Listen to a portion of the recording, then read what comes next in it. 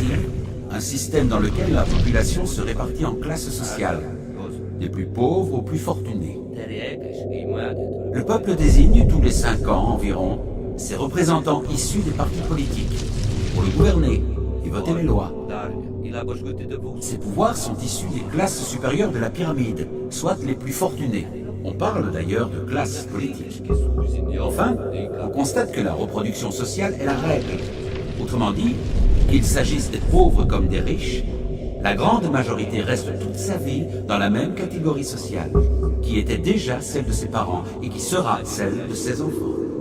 Si on regarde la démocratie du point de vue de la répartition du pouvoir selon le sexe, on se rend compte bien vite de la sous-représentation des femmes dans les instances du pouvoir, alors même qu'elles constituent la moitié de la population.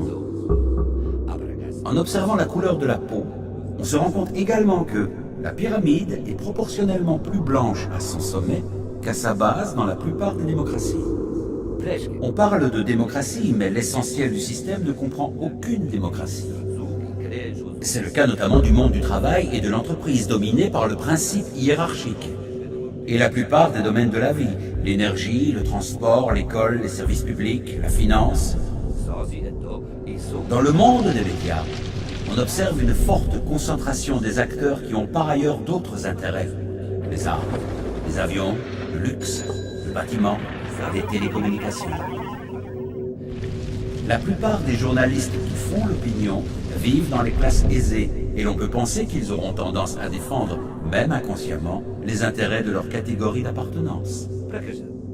D'autre part, notre système économique favorise l'accumulation des richesses chez ceux qui en possèdent le plus. Il se trouve que ce sont les plus riches qui prêtent aux États et qui perçoivent les intérêts de la dette publique.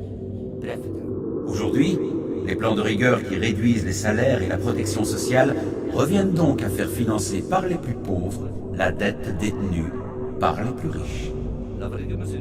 Si on élargit la perspective, on se rend compte qu'une idéologie politique et économique est imposée aux populations par des lobbies financiers, industriels, qui ne font que défendre leurs intérêts en dehors de tout processus démocratique. Nombre d'entre eux ont d'ailleurs des budgets nettement supérieurs à ceux de la majorité des États.